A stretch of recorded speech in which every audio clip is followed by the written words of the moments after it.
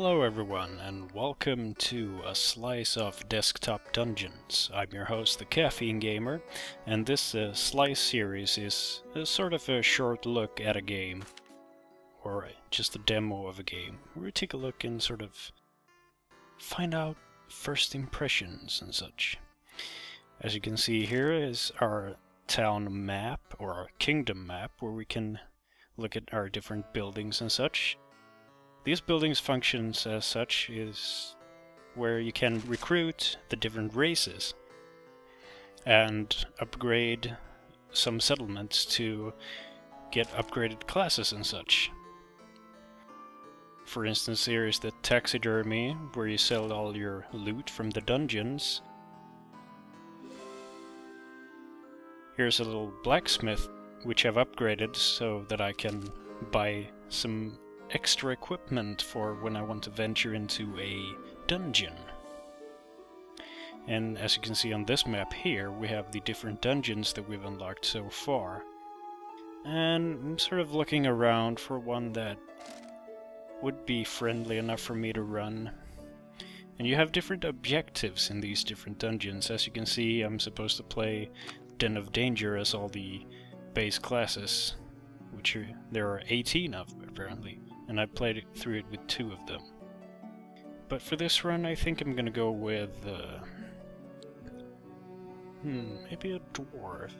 As you can see, they have different bonuses that they get when you use conversion points, which we'll get to a bit more later. And the different classes, of course, have different abilities or buffs that you begin with.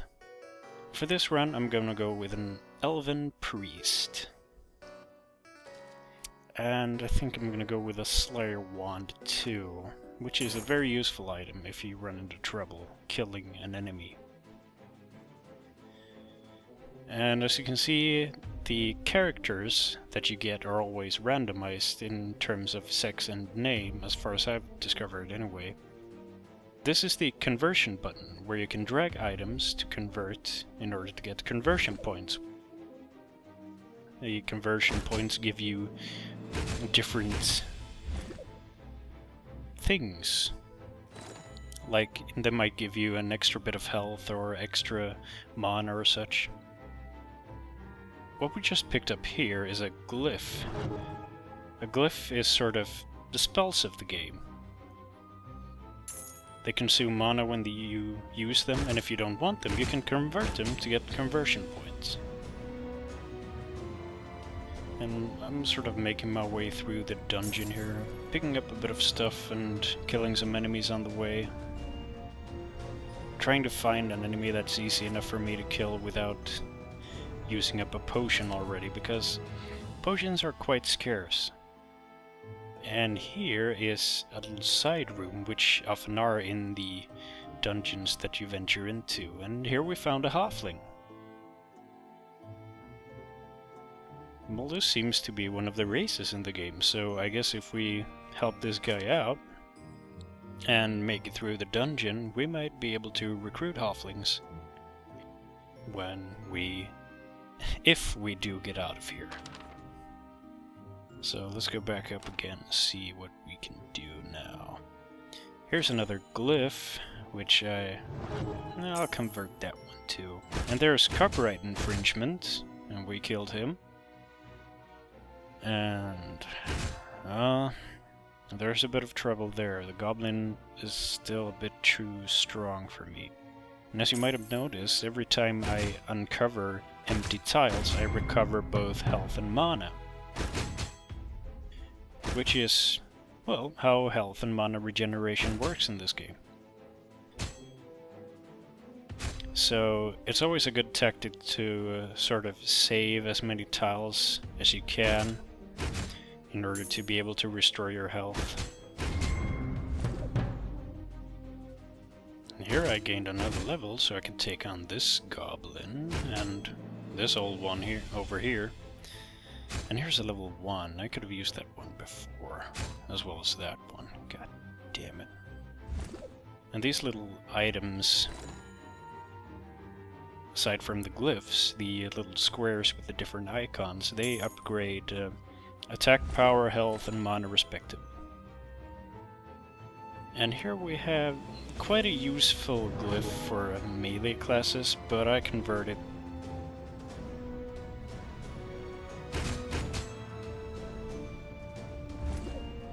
Don't think it's gonna work out too well because I'm still sort of getting used to the game. And ooh, I found the fire spell there.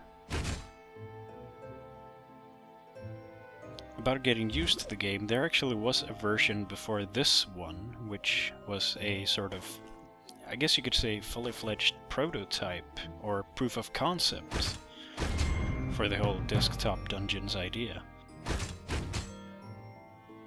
Well, the original version was a lot simpler than this in appearance, and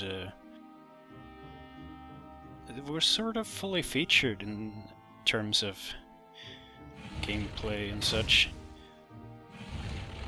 But everything in this version, the commercial version, is a lot more connected, so to say. Everything sort of unfolds in the story that your kingdom gets involved in, so to say. In the original version, the prototype I was talking about, was actually made in GameMaker, which you might have heard of is a pretty popular 2D and somewhat 3D capable game-making tool that is easy to learn and has a fairly powerful, simple scripting language, but let's not talk too much about that right now. I'm making my way through, sort of... Ooh, here's a shop. And the shops are, well, vending machines where you can buy stuff that you can use in your dungeon run. And here I got a gate scroll, which... Oh. Okay. So, if I take it out of the dungeon with me, perhaps someone in the kingdom can shed more light on this mystery. I'm guessing this probably unlocks a new building? Or settlement?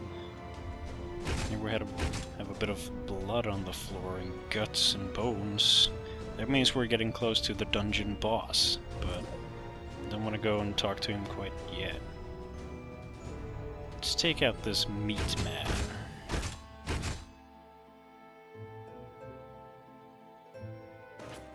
I'm sort of playing sloppily here because I'm not taking note of the experience I'm gaining, which I should have been doing from the get-go. Being a bit more tactical. But we're doing fine so far, so I guess it's not that bad. And we got that guy, so we gain another level. And that's not too bad.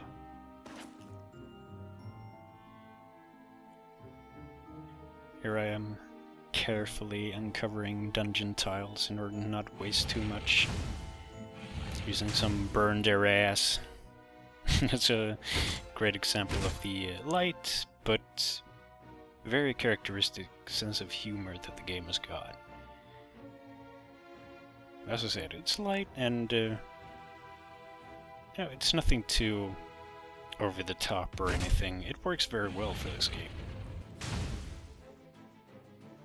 I mainly like it also because it's not chock full of references as most so-called humorous games are these days. Not that I don't like a few references every now and then, but some cases it goes a bit overboard. And here we have the dungeon boss, Akitas, the evil warlock. To add insult to injury, you've also just interrupted my weekly goatee trim. Ew. Well, no one can see your goatee anyway because we can't see your face. You're just a pair of glowing eyes, Mr. Evil Warlock. And I've started to use keyboard shortcuts for the glyphs, which you can see if you hover over the spell. Usually. Sometimes it doesn't quite work, but if you hover over it, it will reveal a bit of information about the spell itself, and then you can see which hotkey you can use, if there is any. Here I'm carefully uncovering dungeon tiles in order to see if I can perhaps take out... Yeah, there we go. Now I've wasted quite a few tiles, and I don't think I have a lot left to uncover. So that's a shame.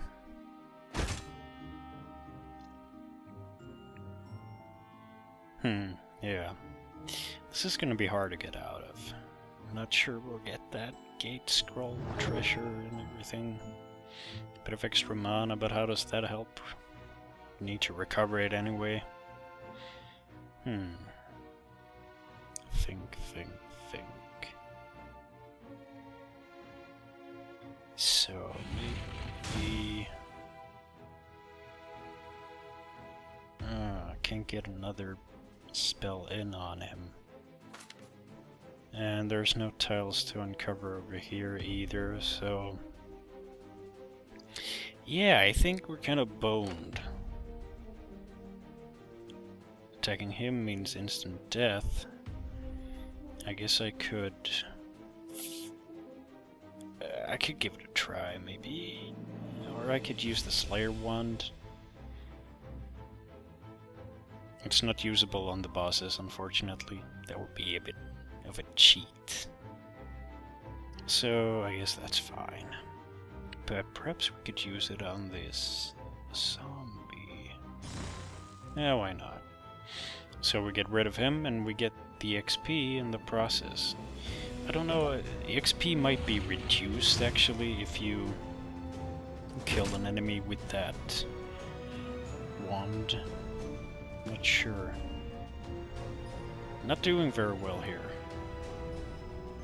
And I don't have the glyph that can destroy walls, so I can uncover more tiles that way. But that worked out.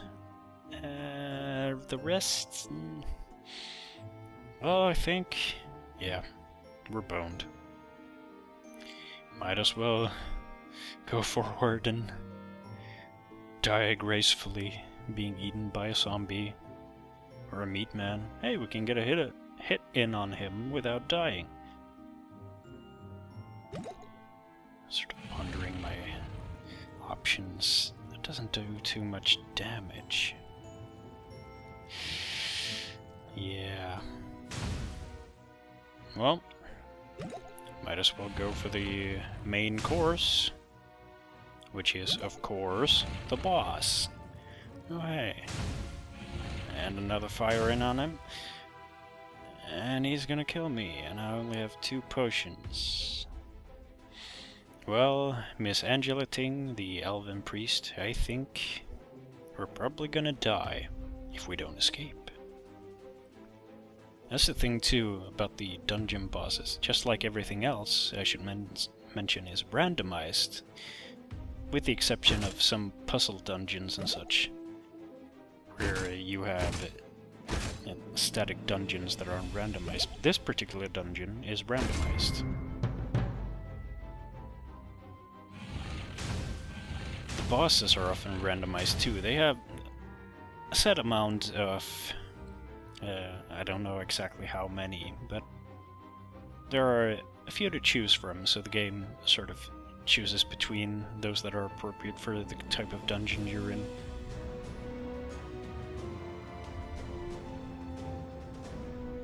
Some of those bosses actually block the exit, so you can't get out of the dungeon, which means you will have to die, rather than being able to escape from the dungeon, which you can do if the exit is still there, which I think we might do here. I don't know if there's a great big difference between escaping or dying, actually. You still get some amount of reward. You don't get the completion reward, of course, but you get to see the stats and such of what you've killed and how much you've spent and such, so it's quite interesting. There's a lot of stats in the game, and at the exit screen you sort of get a summary of all the actions you've done and what you've earned. Oh, looks like we actually got the scroll out of there. Ancient ritual. Click for more. O glorious kingdom administrator, your hero has emerged from the dungeon clutching a scroll with some random gibberish on it. Nobody can tell what it does, but it's very expensive and therefore must be important. Yada yada yada. So, okay, so we spawned some kind of dimensional gate, and out comes a demon in a suit. And it burps. Find the halflings. Ah, so we actually got the halflings too. That's pretty nice, I guess. Means we have one more race to play with as soon as we upgrade the settlement.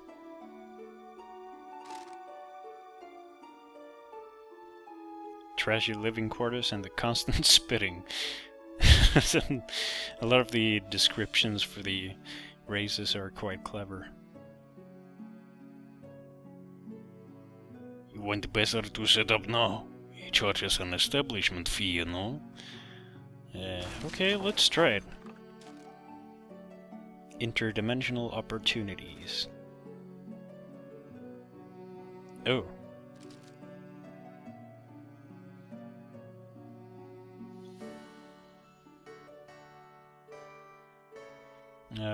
I'm guessing this is not the end.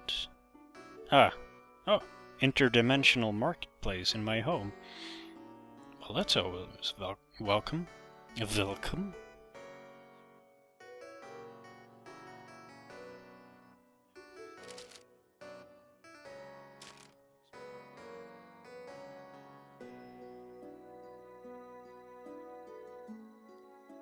Bizarre is bizarre bazaar. Okay, so yeah, that happened. And well, let's go into random run actually. Human wizard, okay? Let's go with a Slayer one then and see how far we get. What I found is that the random runs often yield more sort of race and class unlocks and such. I don't know if it's purely coincidental that they happen to happen while I was doing random runs, or if they happen at set times or such.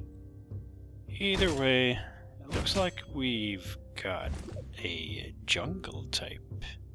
Ooh, Merc Shades. They do mana burn and they don't yield any experience. Nagas. I recognize these from the Game Maker version, although they look a lot more detailed now. One thing should also be mentioned is that one of the composers for this version is actually Grant Kirkhope, which you might be familiar with. If you're not, well,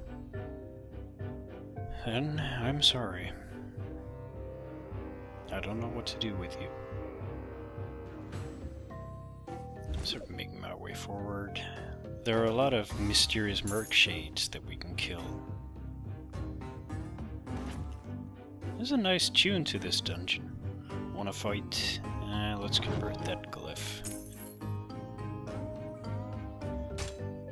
Let's kill that guy.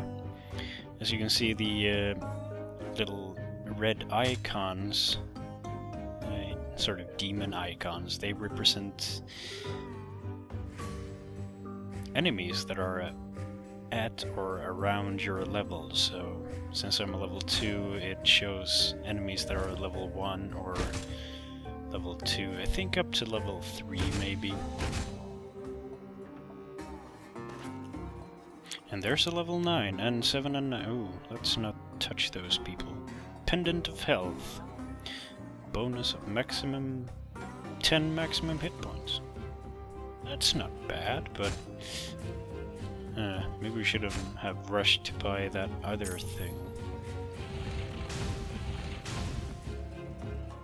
Can we kill that guy? That is the question. We'd have to do a bit of bait and switch. Back, and then hit him. Oh, the menu's disappeared. Oh wait, it's because I marked the Naga. Oh well. Doesn't really matter right now. Piss off. There we go, menu's back again. You can easily click away the menu by right-clicking again. Right-clicking an enemy gives you more detailed stats and such. Oh, accidentally skipped the boss dialogue box there. That's a shame. It's usually pretty funny. I've actually never met one of those snake types, but what the... Okay... I'm not sure what's going on here. Mana burn, poison... I'm not sure that...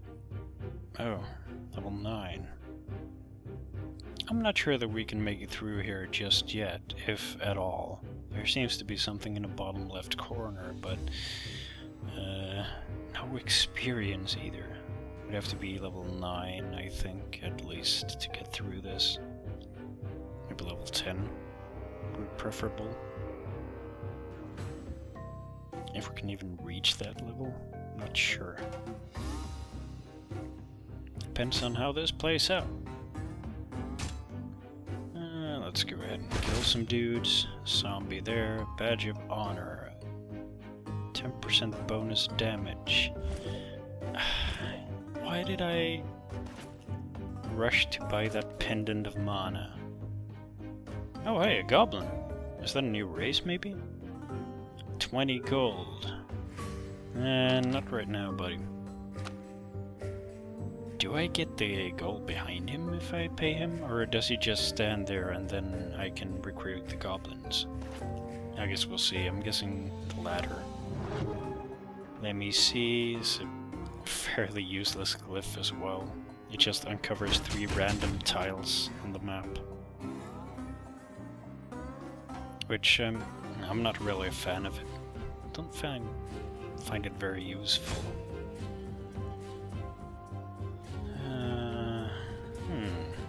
Let's uncover some more ground. Wasting a bit of tiles, but it is a bit maze-like. We got a bit of gold.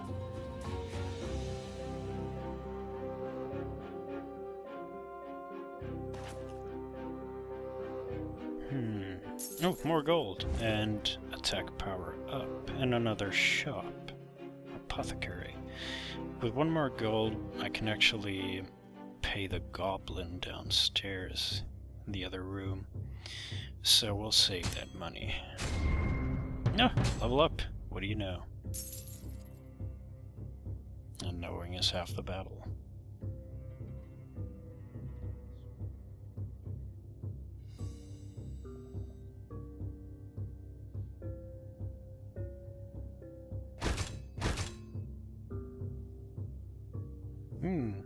That's a very high level Naga.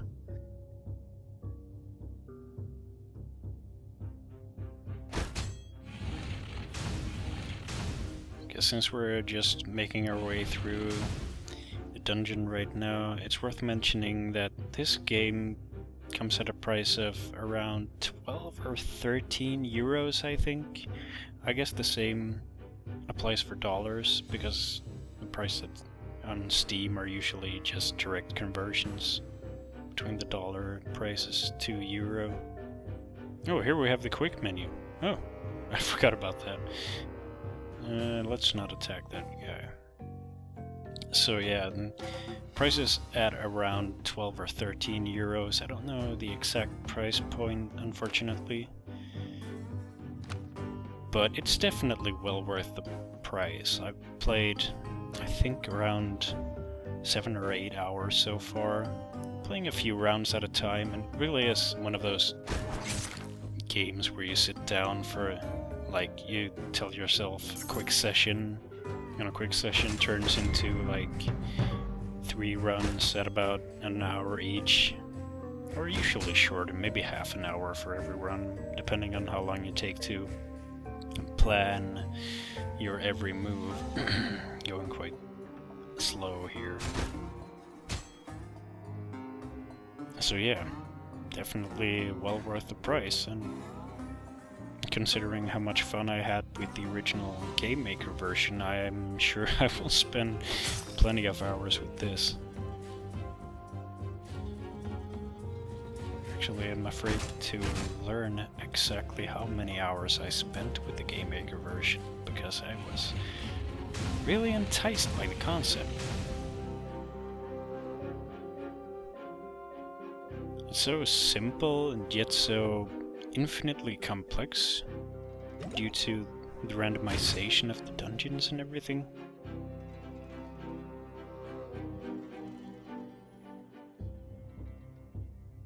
More or less every dungeon run, except for puzzles that I mentioned before, are unique. Especially if you run one of these random dungeons. Oh, looks like he's blocking the gold. Well, let's uncover ground then, I guess. Is there anything we can kill? It's not going so well. Again, we're having a bit of trouble. I could really go for some popcorn right now. I don't know why I had a sudden craving for that. Alright, so... level up. That's nice. There's an enemy in there, but I can't reach him. Her. It. That. Whatever. Oh yeah, this end this wall. That glyph is quite useful if you have a lot of walls surrounding the boss or wherever you've already discovered tiles, because it adds to like a pool of damage protection. Still can't use the Slayer wand on the boss. Damn it.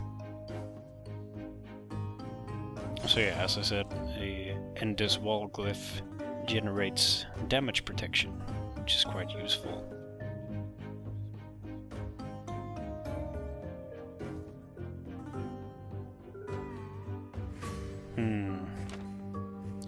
I think we're gonna have to retire from this dungeon. As you can see, I'm not the best at this game, but I'm having a lot of fun playing it, so I don't really care if I don't win every round, and if I'm very bad at wasting tiles, as you might see in the stats. Annoying guests. The goblins promise of making the gold gift worthwhile. Oh. Okay. Well, looks like we've recruited the goblins. To everyone else, it's an accident, so. Money pit. I guess the goblins are a greedy stereotype in this.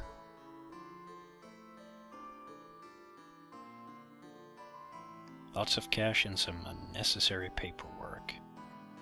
Well, we need another 500 gold to recruit though, so let's stop the video there. This has been the Caffeine Gamer playing Desktop Dungeons. I hope you enjoyed the video, and I'll see you again next time.